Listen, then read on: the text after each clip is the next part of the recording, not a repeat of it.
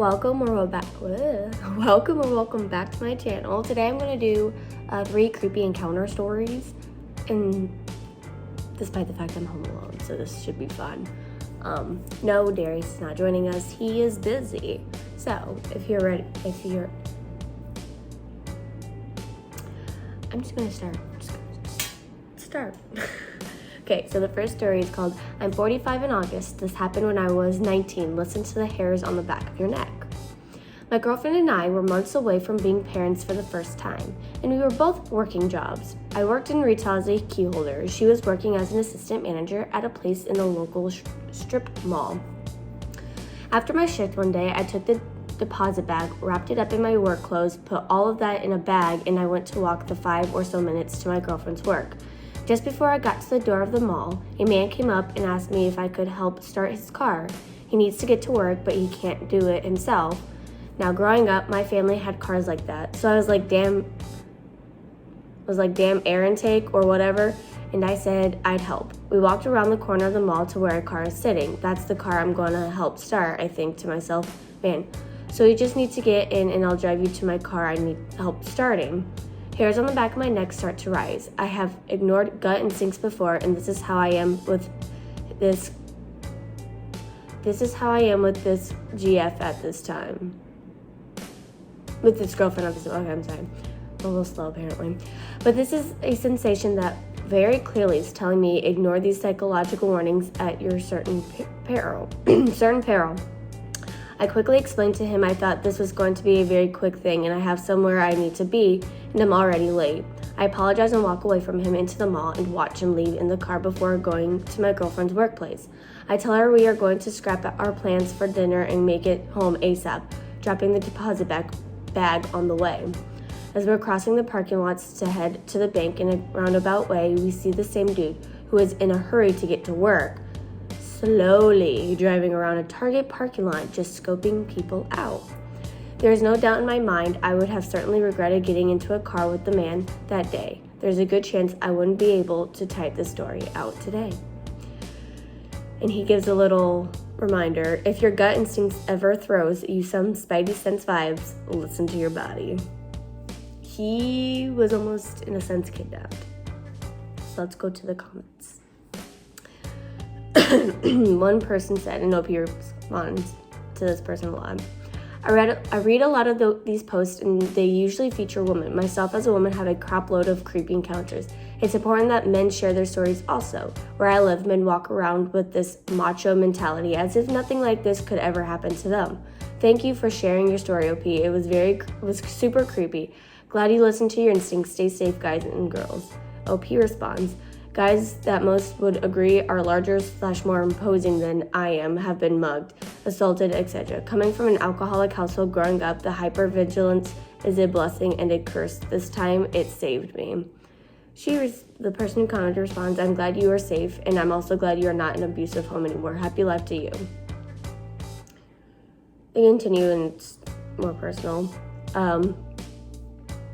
Another person commented, you clearly learned how to take care of yourself, listen to your gut instincts, and avoid getting into really nasty situations, such as being robbed, assaulted, and or possibly worse, which is clearly what the guy in a question who presumably wanted you to start his car for him was intent on doing. Bear with me. Good for you for listening to your gut instinct and intuition, and therefore avoiding nasty, dangerous situation. Larry's gonna say bear with me, I woke up maybe like 5 minutes ago. And yes, I fell asleep with this makeup on and just woke up. So, but let's move on to the next creepy story. Shall we? Apparently I can't English either. So this one's called Paramedic Storytime, and it is very long. Like very, very long. Oh my God, I forgot how long this was. Okay. Buckle in, because that's a long story. So, if anyone hasn't seen any of the other stories I've posted on here, I'll give the same background. I am and have been a paramedic for about 10 years. My entire career has been spent in emergency medicine responding to 911 calls and providing advanced life support for life-threatening illnesses and injuries. The calls we respond to range from inappropriate use of an ambulance to minutes away from death, and oftentimes it's already too late. This story in particular is going to be dark. I apologize in advance if there are people that read this story and are affected by the nature of the story. It is going to be graphic. I am not going to gloss over any details because the imagery is important. As awful as the story is, I want to make something good come from it. I want to use the story to preach a little and hope it finds someone somewhere and helps them. If this gets too graphic, you can skip. That's fine.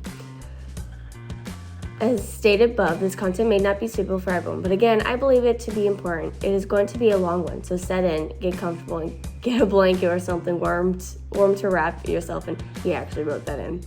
This is the one and only story I have a hard time sharing, and you will find out why. Over the last couple of days, I have been ecstatic to see the response I have been getting from these stories. I never thought people would like them or respond to them in the way you all have. So I thank you for reading my stories and conversing with me in the comments. With all of that out of the way, this story is my Vietnam. I had been working for a couple of years as a paramedic after I graduated from school. The place I worked primarily was in the city, but our service area was the entire county, which is very rural. Why am I having a hard time reading? Very royal. No, I'm just gonna skip it. You guys get the point. When you are in school, you go on ride-alongs. You practice your skills with your preceptors on patients. Very similar to residency or internship. You exposed to the job is what you get while on these ride-alongs. Give me a sec, because my cat's killing me.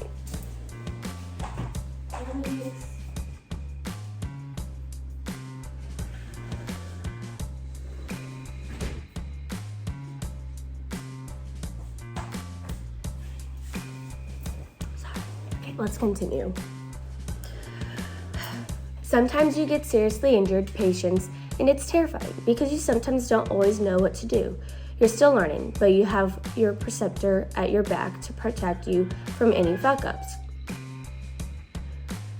and guide you. Sometimes, though, you don't get lucky enough to experience some of these horrible things. To some, that may seem like a good thing, but it is important to experience these as it prepares you for a time when you are all alone.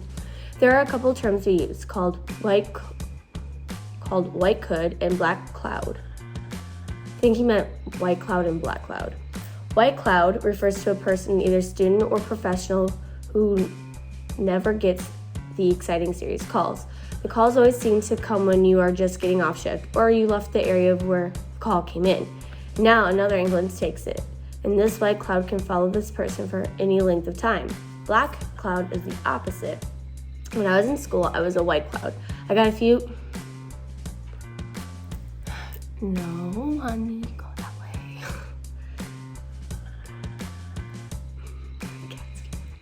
Where was I? Black cloud is the opposite. When I was in school, I was in a white cloud. I got a few cardiac arrests, bad accidents, things like that, but nothing that ever really stood out as unique. So a couple years into my career, this white cloud is still kind of hanging over me. That's not to say I hadn't had bad calls before. That I have, but it's not the same. The day this story takes place is Christmas Eve. I worked from 7 a.m. Christmas Eve to 7 a.m. Christmas Day, $12 shift. From what I remember, the day was pretty slow. Most people are with their families, families not going outside, getting into accidents or causing mischief.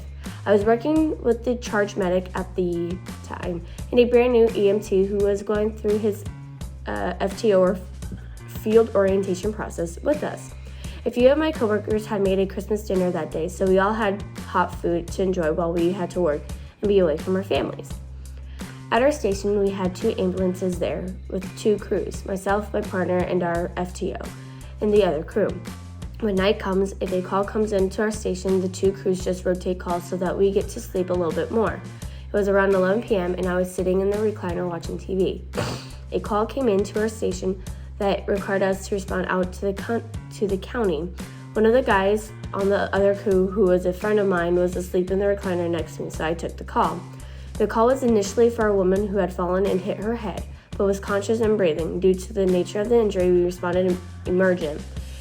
It was probably about a 15-minute drive to get to the person's house. As we were getting close, dispatch informs us now the PT is not conscious but breathing. PT's patient. As we approach the residence driving down the street where this little development is, there is flashing lights everywhere. Sheriff's deputies, police, fire department were all there, with some even blocking the entrance to the street. For just a simple head injury, we thought that was pretty weird, and it set a weird vibe for the call. One of the deputies saw us coming and moved his car, allowing us through. Once we got through, this part of the street ended in a cul-de-sac, with houses all around it. People were standing on their front porches around looking at what was going on. Let's be real, we all do it. We had an emergency in our neighborhood and we all stood out there until like 1 a.m. Anyways, continuing the story. We arrived at the address. There's a vehicle parked in the driveway still running with officers all around. The driver's side door was open and there was an officer standing there and looking like he was talking to someone sitting in the driver's seat.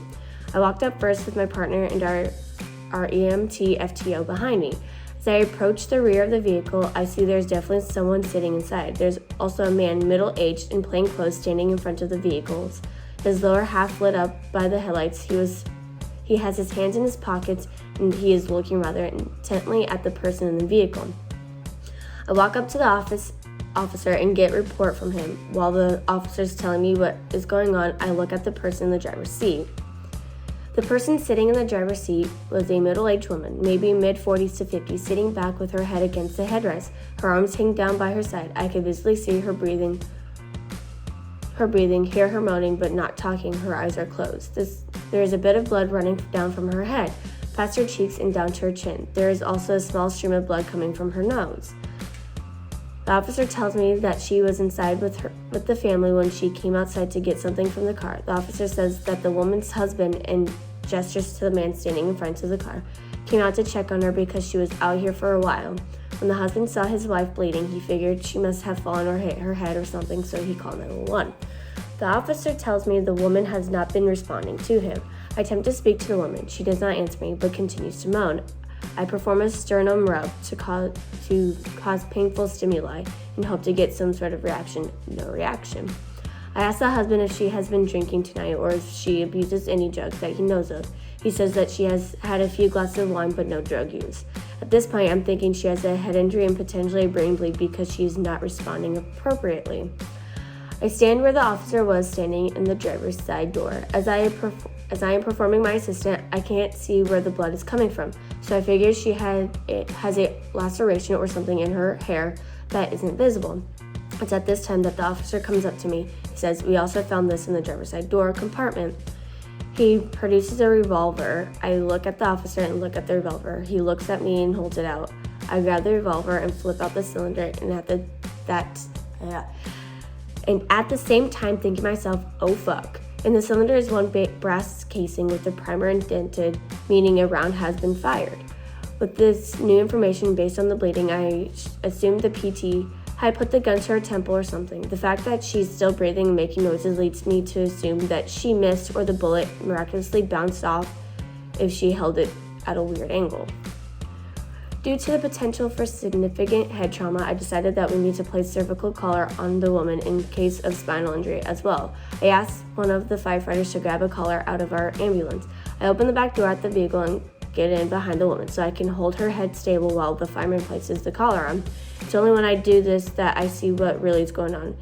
As I slid in behind the PT, I can see the back of her head, something I will never be able to unsee. Looking at the back of her head, I see a grapefruit-sized hole. With my flashlight, I look at the hole and it is almost empty except for a large piece of skull that is floating on top of a blood and brain soup. I look up on the headliner of the vehicle is a 2-foot in diameter halo of blood and brain painted above her with tiny pieces of skull stuck into the fabric. I look back at the hole. It is a chilly night, so I can see heat vapors coming out of the hole, similar to how you would be able to see your breath on a cold day. I look out the vehicle at my partner and I say, "We need to go now." Either the look on my face or his sense caused him to peek inside the vehicle and see what I was seeing. His eyes grew wide and all he said was, "Holy shit." That's what I'm thinking right now. Continuing. Our EMT FTO quickly went to the ambulance and grabbed the stretcher and backboard up into his Up until this point, we were taking our time carefully getting her out of the vehicle, but now carefully and slowly turned into just get her out of the vehicle. Our EMT also grabbed me a few large trauma dressings and gauze wrap. I placed the trauma dressing over the hole and wrapped the ever-living shit out of it around her head so that when we moved her onto the stretcher, nothing would spill out. With the help of the fire department and police, we moved the woman onto the backboard and put her on the stretcher. The whole time, the husband has been standing at the front of the vehicle watching, not understanding what has happened. As we get the woman on the stretcher, he comes over and I can see he now has tears on his face. He bends down, kisses her on the cheek, and says, "I love you." We quickly get the woman into the ambulance. Due to the woman's injury, her cerebrum, largest part of the brain,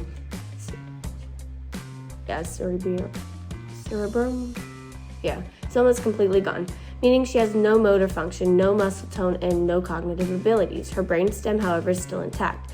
The bullet missed it. The brain stem controls the body's autonomic functions like respiratory rate, heart rate, and blood pressure.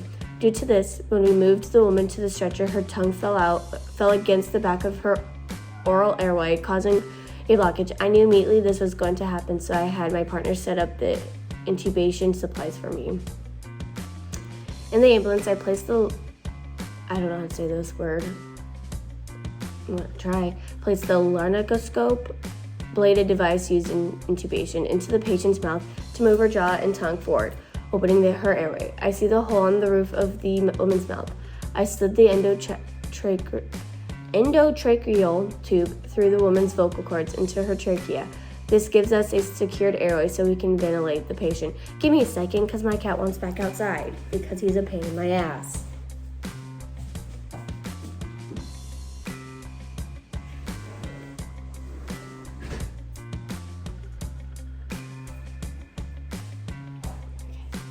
Sorry about that. Let's continue the story.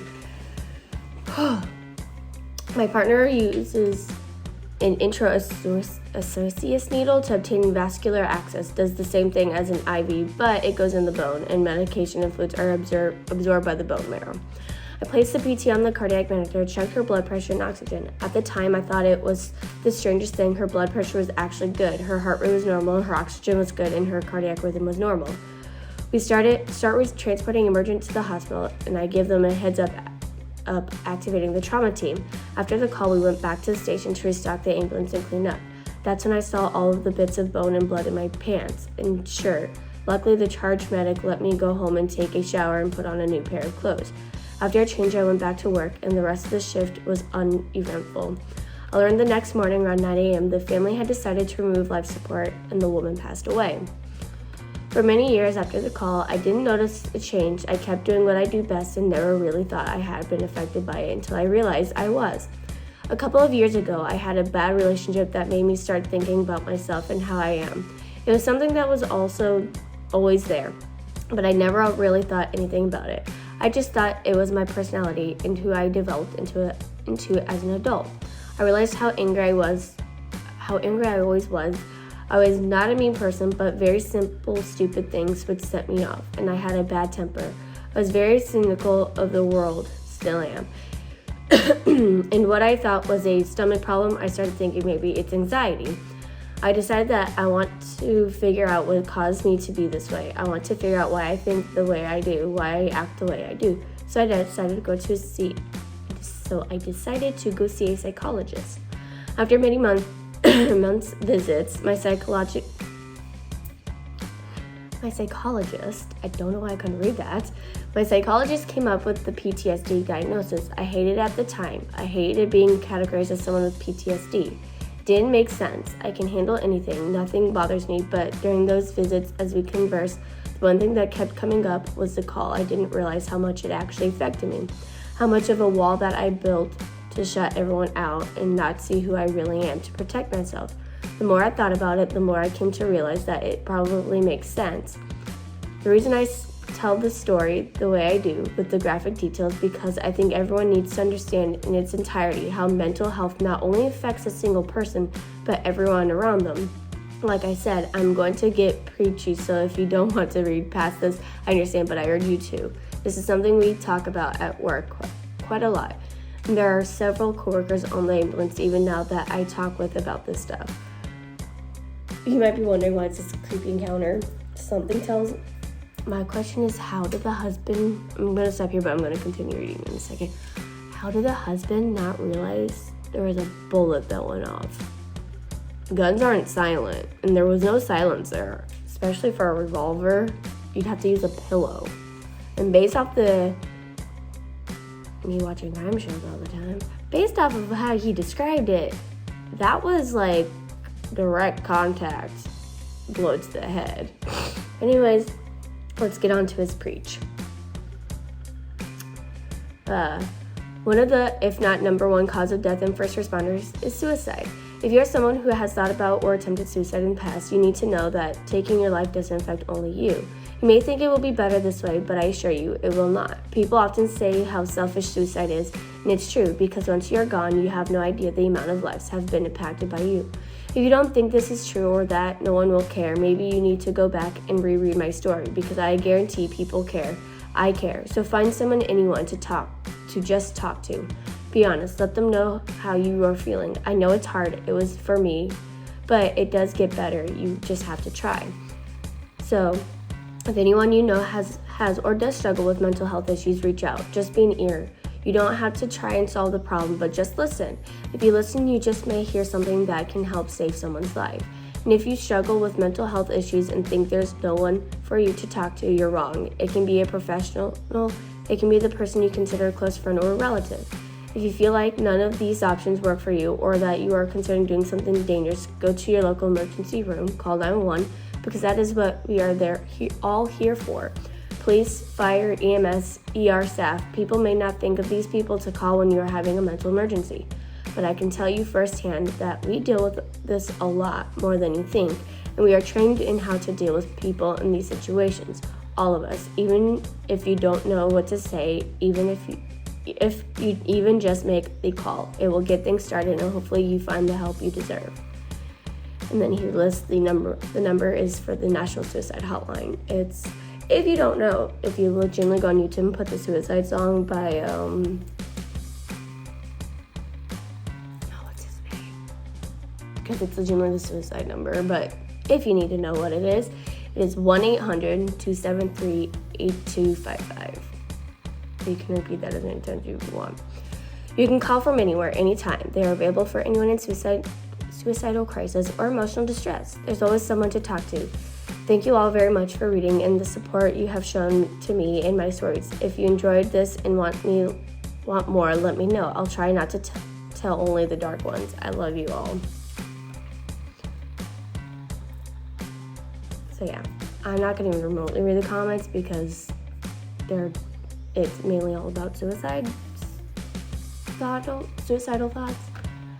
I included it because I'm a person, I went to therapy for self-harm and suicidal thoughts. So I couldn't talk to my family, so I went to a psychologist. Please, reach out. It's worth it. But let's go into the last one. It's called A Man Who Has Watched Me for Over a Year Just Kidnapped and Assaulted Someone. Nearly 2 years ago, my husband and I moved to a pretty safe town. We decided to have some fun while we're young and child-free, so we got an apartment downtown.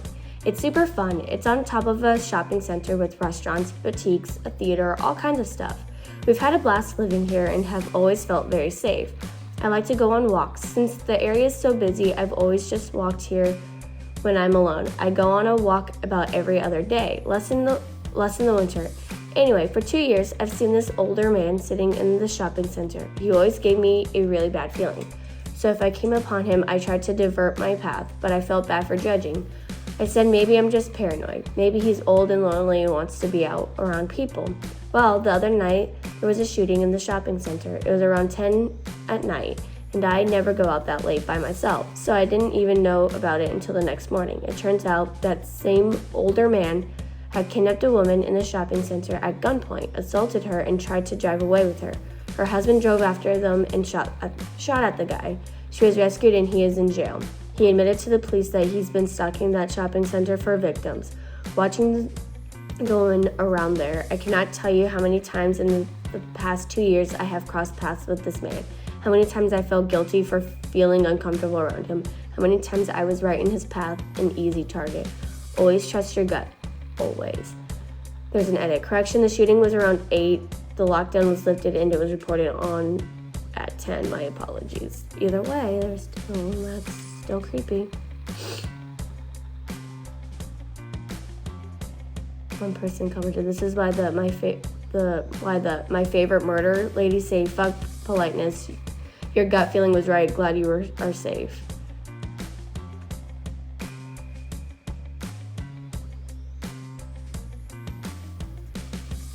Someone commented, wow, close call, but you've got good instincts, so don't ignore it. When your gut tells you that you need to be on alert, go with it.